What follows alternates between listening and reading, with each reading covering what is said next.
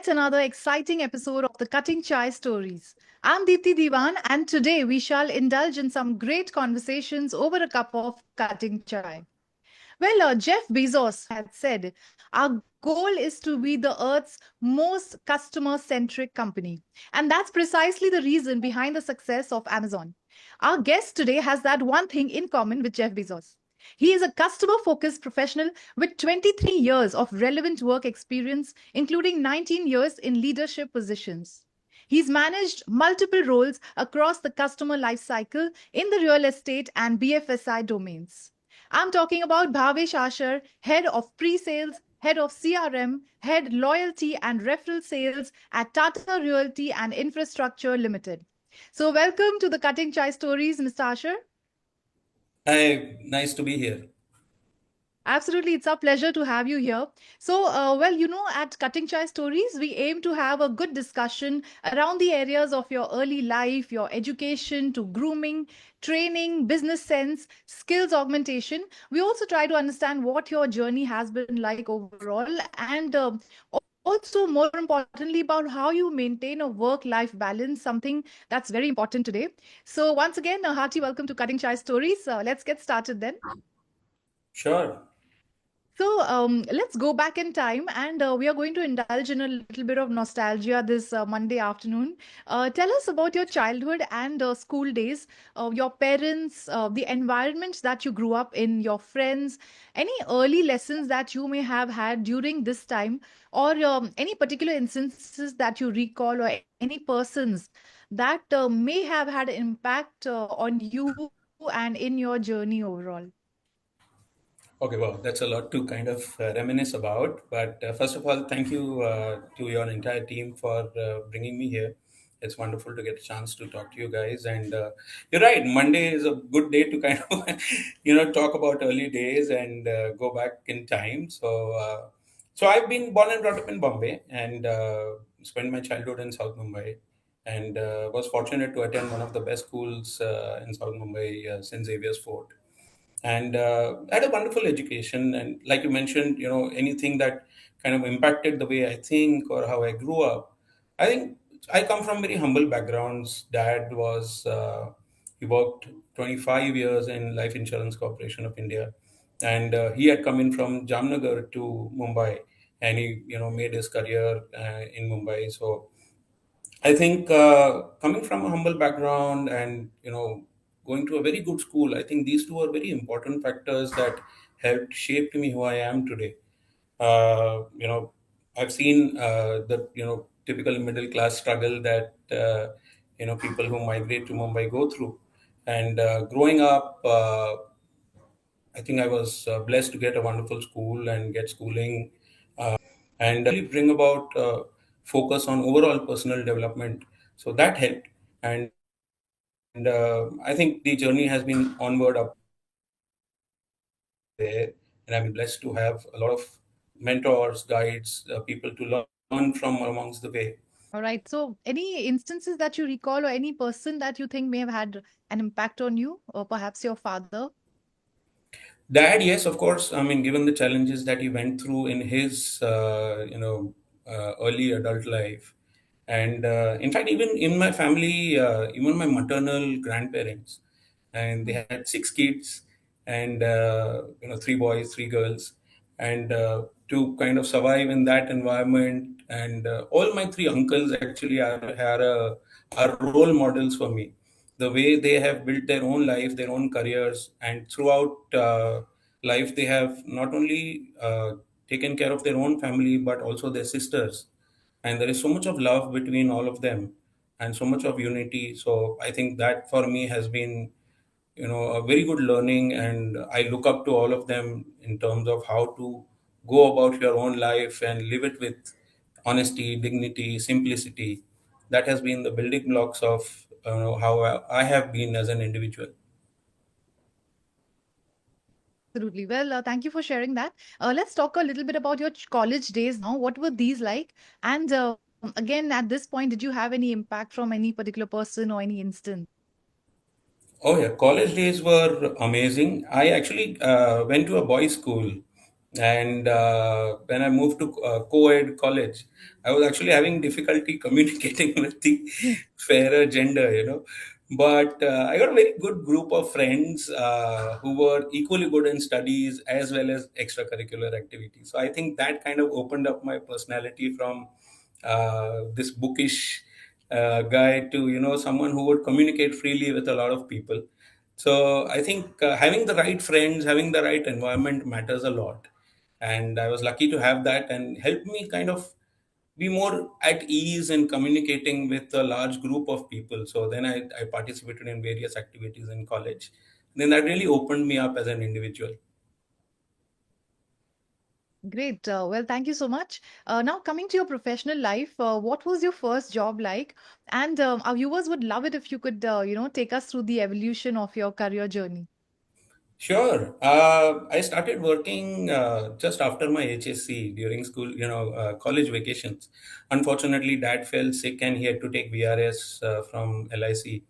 So, being the elder son in the family, I was, the task of managing the family was upon me at an early age. But so I used to go to morning college, then go to work. My first job was at a MLA's office, manning the telephone, saying "Sahab, office mein hai nahi hai." That was the job. So 550 rupees a month. I think that's the price of a pizza nowadays.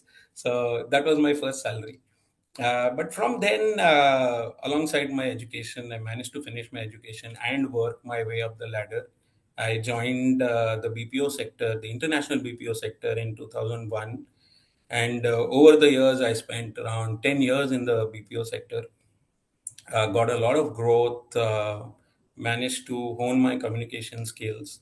So I started with Trackmail India Private Limited at Vashi, then moved on to Epicenter Technologies at Powai, then Global Responde. So all international BPOs, and grew from being a call center agent, customer support representative to a quality team leader, then moved to operations as a TL, then as an assistant manager. And a few years down the line, one of my best call center experiences have been I managed to uh, build and run my own call center for almost 2 years. The funding from a distant relative, but I used to head the piece and managed to source businesses from US, UK, Australia, develop, deliver. So that was an amazing entrepreneurial journey that I had at that point of time. Well, sounds great. So, would you like to share any highs and lows? I'm sure you've had many in your career. And how did you navigate through those highs and lows, and what kept you going? Well, I think the entrepreneurship stint of setting up, running, and your own business, I think that is both the high and the low of my career so far. High because it was something which I never dreamt that I'll be able to do, but supported by really good colleagues, team members, I was able to do that. I mean, sourcing business from different countries to India, managing the show 24 by 7 operations, three time zones. So it was crazy, but there's so much of learning that happened during that period. And low because ultimately it got shut down. One of our clients defaulted and filed for bankruptcy, and we really weren't able to do much about it. So after 2 years it did shut down. So heartbreaking to kind of to bring up a child and then it doesn't kind of work out. But in the 2 years that I managed it, as I said, tremendous amount of learnings, and gives you a lot of confidence to do things going forward in life. So then after the international stint, then I got into a day job with IDBI. So I was with them for 4 years. I helped set up their BPO operations for IDBI Bank and then a few other associated businesses like IDBI mutual funds, etc.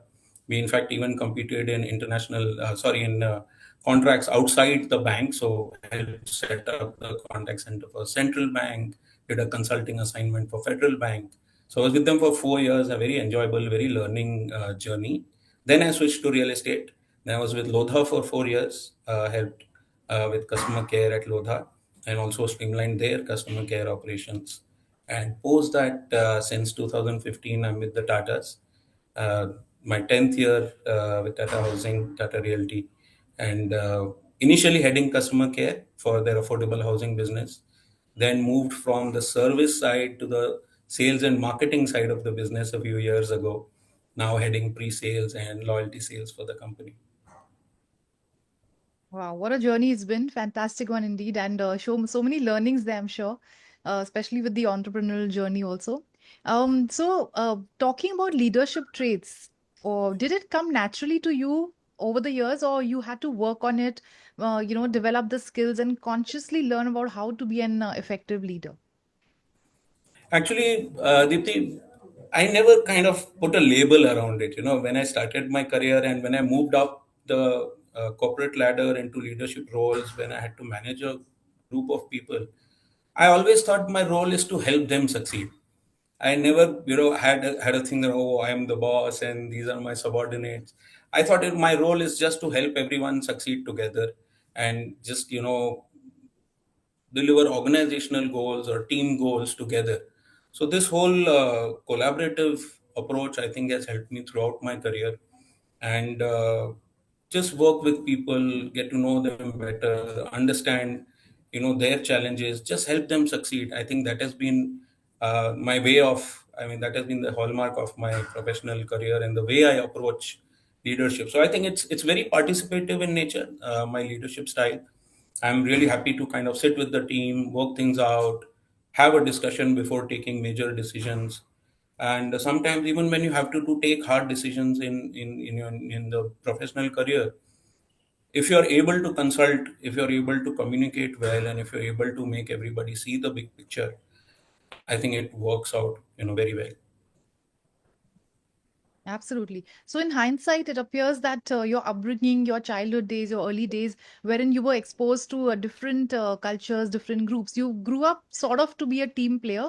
So, of course, I'm sure one thing you mentioned was, when you help people see the larger picture, you work in a collaborative manner.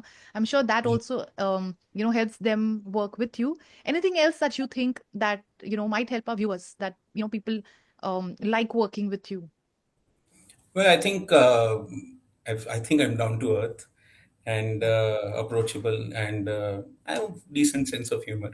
So I think, having a smile on your face is very important. So it, kind Absolutely. of breaks down the walls and lets people communicate, lets people open up.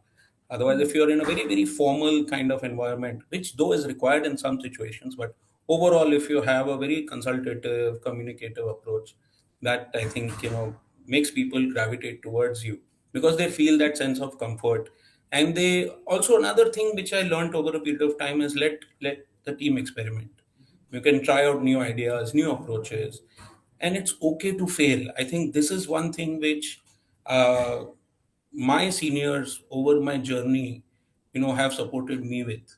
They took away the fear of failure, and they said, okay, it's okay to experiment at a small scale and see what is working.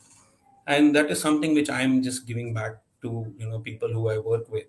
So just helping people, guiding people. That's what I get a kick out of, and I think that is what helps people gravitate towards me. Right. So helpful, all that. Coming to a sort of final question now. How have you invested in yourself to keep improving your skills? Given the current scenario, things are constantly changing. Yeah. So what is your way around it? How do you make sure that you stay updated, constantly, working on your skills? So I think over the years, of course, there have been so many changes in the professional landscape. In my area of expertise, also a lot of technology has come in. AI is everywhere now.